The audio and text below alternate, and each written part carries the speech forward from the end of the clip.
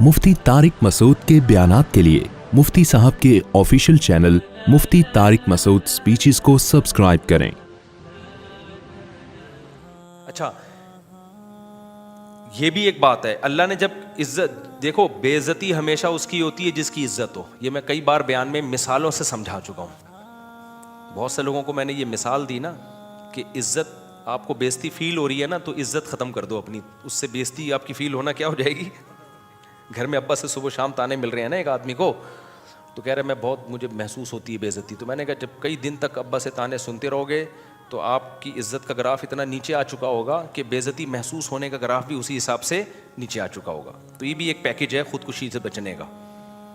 बाज़ लोग खुदकुशी के इरादे से आते हैं मेरे पास कि मैं तो अब खुदकुशी कर रहा हूँ क्योंकि अब्बा की तरफ से ताने इतने बेरोज़गारी के और ये वो। तो मैंने कहा इसमें खुदकुशी का क्या है भाई, ताने हैं तो क्या हो रहा है। कह रहे बेइज्जती बहुत होती है घर में हर वक्त। तो मैंने कहा बेइज्जती तो थोड़े दिनों में क्या हो जाता है, इंसान बेइज्जती का आदी हो जाता है। तो ये जितनी अभी फील हो रही है 1 महीने बाद इतनी फील नहीं होगी। तो ये इसलिए अभी 1 महीने तक खुदकुशी को डिले कर दो, फिर मेरे पास आना, फिर मैं 1 महीने का पैकेज और दूंगा, तो उसके बाद इंजॉय करोगे इसको।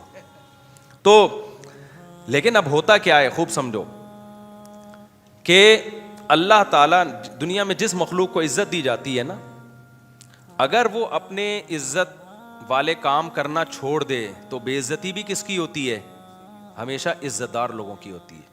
इसलिए अल्लाह ताला ने जहाँ इंसान के लिए जन्नत बनाई है ना, वहीं जहन्नम भी किसके लिए बनाई है, इंसानों के लिए बनाई है अल्लाह ने। तभी कुरान क्या कहता है, एक तरफ कुरान इंसानों के फ़ज़ाइल बयान करता है, वलक़द कर्रमना बनी आदम, हमने बनी आदम को बड़ी इज़्ज़त दी। एक तरफ कुरान कहता है हमने बनी आदम को मस्जूद मलाइका, फ़रिश्तों का मस्जूद बनाया। एक तरफ कुरान कहता है हमने जो है सारी कायनात मुसख्खर कर दी बनी आदम के लिए।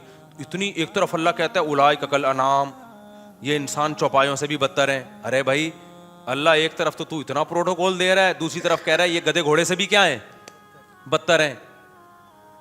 भाई बात ये है कि जब इज्जत बहुत ज्यादा होती है और आप वो काम कर रहे होते जो गधे घोड़ों पे सूट करते हैं, तो फिर आपका मकाम गधे घोड़ों जैसा नहीं होता बल्कि गधे घोड़ों से कम होता है। वजह उसकी है कि वो तो गधा घोड़ा है, वो तो वो काम करेगा जो गधे घोड़ों के काम होते हैं। तुम तो वो थोड़ी हो, तुम तो मस्जूद मलाइका हो, तुम्हें तो अल्लाह ने जहानत दी, अकल दी है, तुम वो काम क्यों कर रहे हो। लिहाजा अल्लाह कहते हैं इंसान या तो अशरफुल मखलूक़ात है अल्लाह की नज़र में, या अहक़रुल मखलूक़ात है, तमाम मखलूक में सबसे बदतरीन मखलूक है।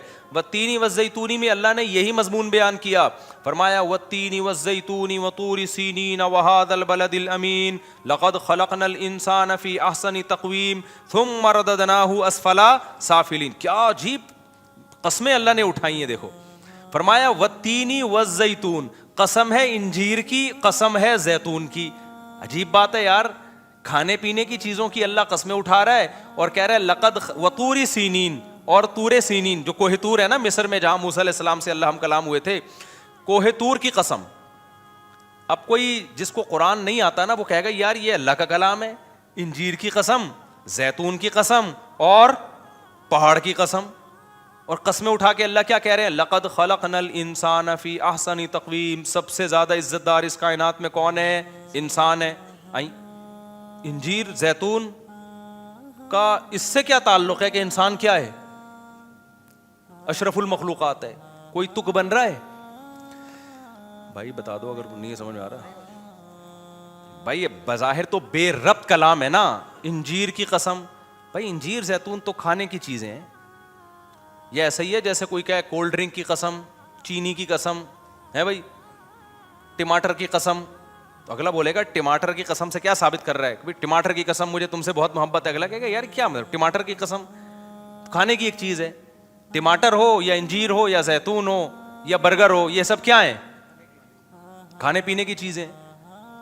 और फिर इस कसम का कोई मुनासबत ही नहीं बनती कि इंसान बड़ी इज्जतदार है। तो क्या मतलब टमाटर पैदा किया इससे पता चलता है इंसान बड़ा इज्जतदार है ना, इसमें क्या रब्त। अल्लाह ने यही मजमून जो मैं इतनी देर से तकरीर कर रहा हूं ना, यही अल्लाह ने बयान किया इसमें।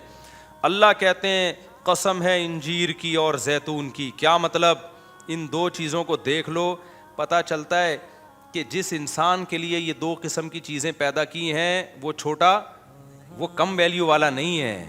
क्योंकि इंजीर और जैतून इंसानी खुराक में ग़िज़ाइयत के मैयार पे आला तरीन खुराकें हैं। ये زیتون کا تیل ہی پہ کتابوں پہ کتابیں لکھی جا رہی ہیں.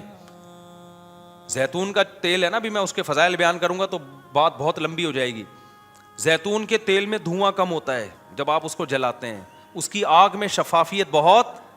جب بھی آپ کوئی چراغ کسی بھی تیل سے جلاؤ تو روشنی تو ملتی ہے, دھواں بھی ملتا ہے آپ کو, ٹھیک ہے نا. لیکن زیتون کے تیل میں دھواں کیا ہے, نہ ہونے کے برابر ہے. پھر اس کا دھواں تکلیف دہ دھواں نہیں ہے. پھر اس کی جو لائٹ ہے وہ بہت شفاف لائٹ ہوتی ہے. پھر زیتون کا تیل آپ جو استعمال کرتے ہو, اکثر تیل کولیسٹرول کو کم کرنے کے بجائے بڑھاتے ہیں, آپ میں اس کو موٹاپا لے کر آتے ہیں. زیتون میں فیٹ نہیں ہے. یہ تو اس پہ تو پوری اب میں کیا تقریریں کروں. دنیا کا سب سے بہترین آئل جو سمجھا جاتا ہے نا اس وقت, وہ کون سا سمجھا جاتا ہے؟ اور آپ ان قوموں کو دیکھو جن کی صبح و شام خوراک میں اولیو آئل شامل ہے, آپ ان کی صحتیں اور ان کے کلر کو دیکھو آپ جا کے, ایسا ان کے چہرے چمکدار اور شفاف ہو جاتے ہیں نا. ہم لوگ تو پراٹھوں کے ڈسے میں ہیں نا. اب آپ زیتون پی کے وہ کلر نہیں لا سکتے جو شام میں اور فلسطین میں لوگوں کا ہوتا ہے, سمجھ رہے ہو آپ؟ سمجھے کہ اچھا اب ہم زیتون, وہ ہوگا تھوڑے سے 2-4 دھبے شاید کم ہو جائیں, باقی وہ تو بچپن سے ان کی تو جینز میں یہ چیز شامل ہو گئی ہے نا.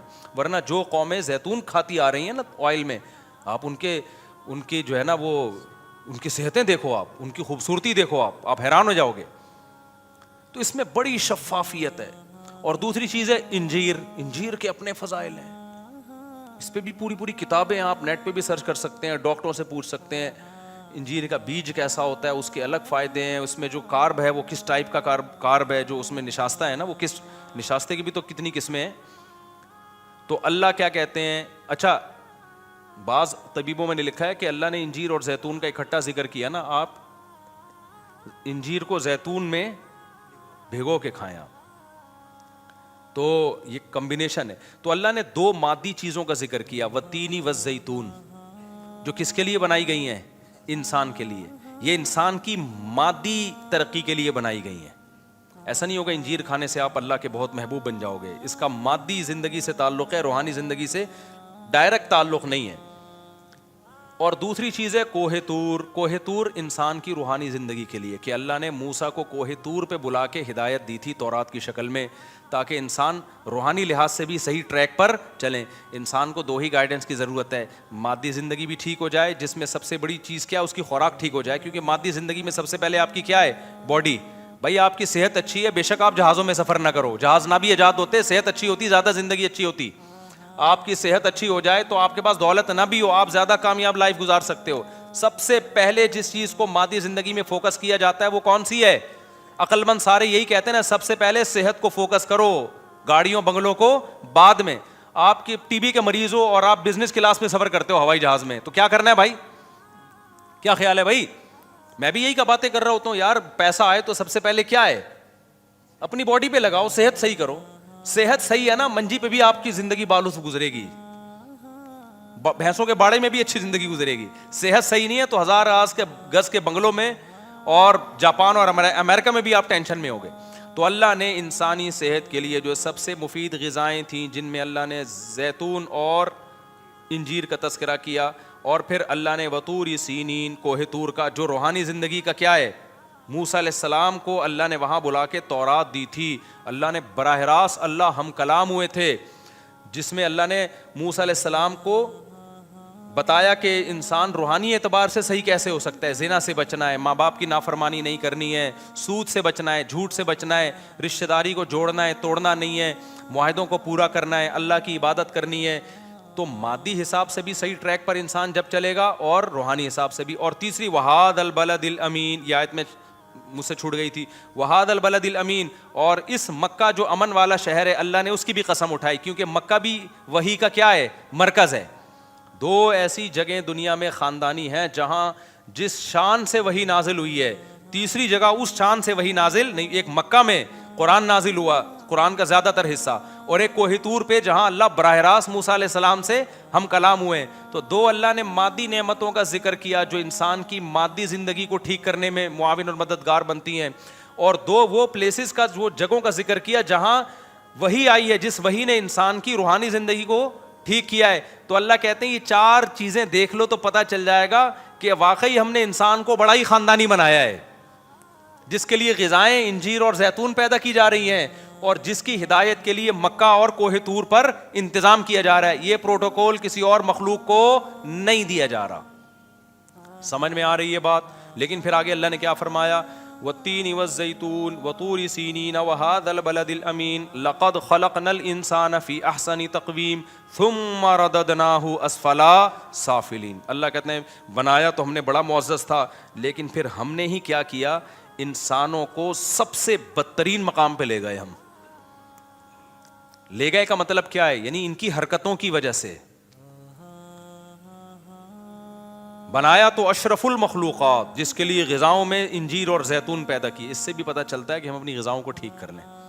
اللہ تو قسمیں اٹھا رہے ہیں انجیر اور زیتون کی، اور ہم اللہ نے قسمیں اٹھائیں تو اللہ قسمیں اٹھا کے بھی تو بتا رہے ہیں نا کہ یار یہ چیزیں کھایا کرو، یہ چیزیں ہیں یہ جو تمہارے لیے میں نے پیدا کی ہیں. تم آ گئے برگر پہ، تم آ گئے یار غیر مسلموں سے نا، جو انگریز ہیں غیر مسلم میں خاص طور پہ انگریز. دیکھو ترقی اگر انگریز نہ بھی کرتے نا، مسلمان کر لیتے. ترقی ایک نیچرل ہے. ترقی ہر قوم آہستہ آہستہ انسان آگے ہی جاتا ہے. یہ تو جو پہلے چلا گیا تو اس نے ترقی کے سارے وسائل اپنے ہاتھ میں لے لیے. تو مسلمانوں کی تو خلافتیں ہی ختم ہو گئی. اگر نہ ختم ہوتی تو ہم بھی بہت آگے جا چکے ہوتے. اصل بات ہے آپ نے دنیا کو دیا کیا ہے؟ وہ چیز دی ہے جو تو وہ تو ہونی تھی.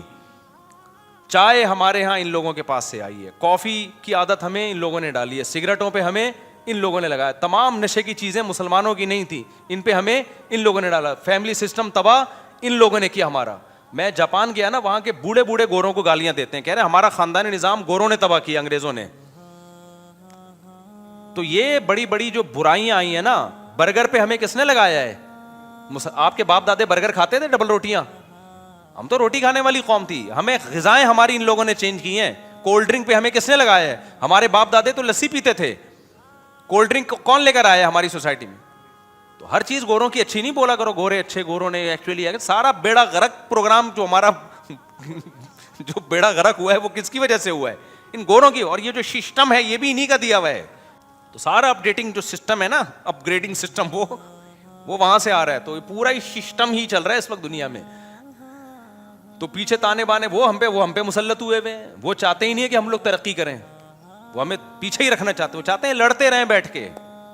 تو یہ اتنا نہیں گوروں کی جو ہے نا متاثر ہوا کرو. ہمارا سارا نظام، ہماری جب حکومتیں ہندوستان میں جو تھی تو اس وقت ہماری ترقی تھی، جو ہماری خلافتیں تھی اس وقت ہمارے کیا حالات تھے. یہ تو سارا ان لوگوں نے برباد کیا ہمیں، اور ہمیں اٹھنے بھی نہیں دے رہے ہیں. یہ اپنے لیے ان کے اصول کچھ اور ہیں بھائی، ہمارے لیے اصول کچھ اور ہیں. تو اتنا زیادہ اپنے آپ سے بدگمان نہ ہوا کرو. اتنے برے نہیں ہیں جتنا ہمیں برا بنا کے دکھایا جاتا ہے. تو میں بات کیا کر رہا تھا، جلدی سے بس بات کو سمیٹ کے ختم کرتا ہوں. ہاں، تو اللہ نے قسم اٹھائی والتین والزیتون وطور سینین وہذا البلد الامین. اللہ کہتے ہیں میں نے اس کی مادی صحت کا بھی انتظام کیا، اس کے لیے انجیر اور زیتون پیدا کیا میں نے، اور میں نے اس کے لیے روحانی صحت کا بھی انتظام کیا، جس کا گواہ مکہ اور کوہ طور ہے. کیسے کیسے پیغمبروں کو بلا کے کوہ طور پہ ہم کلام ہوا. موسیٰ کو اللہ نے کہا کہ یہ کرو، یہ نہیں کرو. اور یہ بات یاد رکھو، داڑھی کی ویلیو اسلام میں کم نہیں ہے. آج بھی تورات میں لکھا ہوا ہے کہ اللہ نے موسیٰ کو کوہ طور پہ بلا کے کہا کہ اپنی قوم سے کہنا کہ داڑھی مت کاٹو. تبھی یہودیوں کی اتنی بڑی بڑی داڑیاں ہم نے دیکھی ہیں. ہمارے مذہبی اسکالر ماڈرن ہو گئے کہ داڑھی ہی کا انکار. آپ نہیں رکھتے توبہ استغفار کرو، لیکن انکار نہیں کر سکتے آپ. اسلام کو اپنے کلچر کی وجہ سے چینج نہ کرو. اسلام ویسا ہی ہے. تو یہ اللہ کا حکم ہے، کیونکہ آپ کو آپ کی فطرت کو چینج کرنے نہیں دے گا اسلام آپ کو. دیکھو آج کل لڑکے لڑکی نما آ رہے ہیں کہ نہیں آ رہے ہیں؟ تو اسلام اس کی پرمیشن دیتا ہے. گورے کے پاس تو کوئی ہدایت نہیں. وہ کہتے ہیں ان کی نجی لائف ہے، جیسے چاہے بال کٹائیں، جیسے چاہیں یہاں بالیاں ڈالیں، جو مرضی کریں. لیکن اسلام نے پابندی لگا دی. نبی صلی اللہ علیہ وسلم کی صحیح حدیث ہے، ان مردوں پر لعنت ہے جو عورتوں کی مشابہت اختیار کرتے ہیں. ان عورتوں پر لعنت ہے جو مردوں کی مشابہت اختیار کرتی ہیں. تبھی تو عورت کے لیے بال چھوٹے کرنا پسندیدہ کام نہیں ہے، کیونکہ چھوٹے بال کس کے ہوتے ہیں؟ مردوں کے ہوتے ہیں. آپ کہہ سکتے ہو آپ کے تو بڑے بال ہیں، تو اتنے چھوٹے عورتوں کے نہیں ہوتے. اب اس سے زیادہ تھوڑی بڑے ہو سکتے ہیں. کتنا بڑھا لیں گے آپ؟ بڑھانا بھی چاہو تو یہاں تک نہیں پہنچتے. تو یہ اللہ نے پروٹوکول پیکج عورت ہی کو دیا کہ اس کے بال بڑے ہو سکتے ہیں. اس کا مطلب یہ عورت کی خاصیت ہے. اب وہ بال کٹائے گی تو شریعت اس کو پسند نہیں کرتی. تو جو ہے نا اس کو ویسے ہی رہنا چاہیے. آدمی ہے تو پورا آدمی نظر آئے وہ. تو یہ ہائی اللہ ہوئی اللہ والا جو اسٹائل ایسے ایسے ہیجڑے ٹائپ کے ٹک ٹاک پہ ویڈیوز آ رہی ہوتی ہیں نا, عجیب سے کھرچے ہوئے منہ آ رہے ہیں, عجیب سے مرد ہے وہ چمک پٹیوں والا ساڑیاں پہنا ہوا ہوتا ہے, اور لوگ کمنٹس بھی کر رہے ہوتے ہیں واہ واہ واہ ماشاء اللہ, یہ تمہارے دماغ خراب ہو گیا ہے. تو اللہ کا قہر ہے, اللہ کا عذاب آتا ہے بھائی. تو گورا تو کہتا ہے اس کی نجی زندگی ہے, جو مرضی کرو. ہم کیا کہتے ہیں بھائی, ہماری باڈی پہ ہمارا حق نہیں ہے.